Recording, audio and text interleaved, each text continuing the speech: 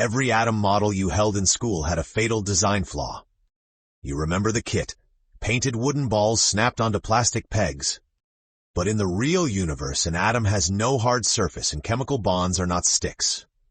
Atoms are boundaryless clouds of quantum probability that thin out but never hit zero. When two atoms bond, they don't click together. Their clouds just melt into one continuous smear. Physicists worked this out on paper a century ago, but nobody could take a photograph to prove it. Because visible light is too fat. A wave of visible light is 500 nanometers wide. A chemical bond is 0.14 nanometers. Trying to photograph a molecule with light is like trying to read fine braille with a basketball. So why did every classroom teach you the stick model? Blame a lecture in London in 1865. Chemist August Hofmann needed to show molecular geometry to an audience sitting dozens of rows back.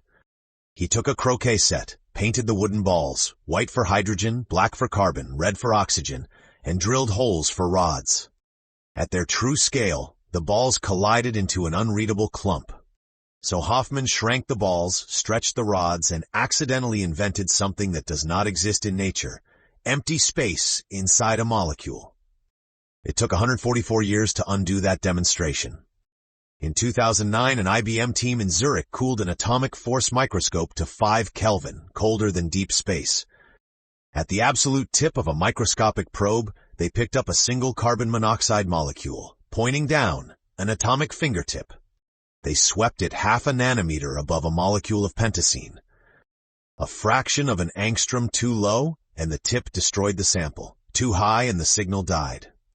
As the probe scanned, its electron cloud grazed the pentacene's cloud.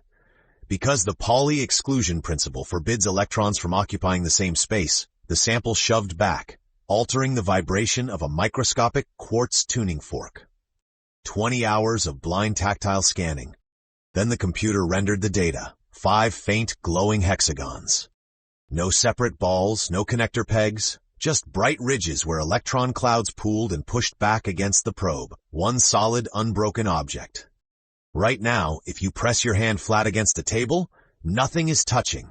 Your electron clouds are just pushing against the table's electron clouds, feeling Pauli say no. Hofmann gave us a toy to picture the invisible. But when we finally touched the real thing, the only lie in the box was the empty space. Hit subscribe to keep seeing what reality actually looks like.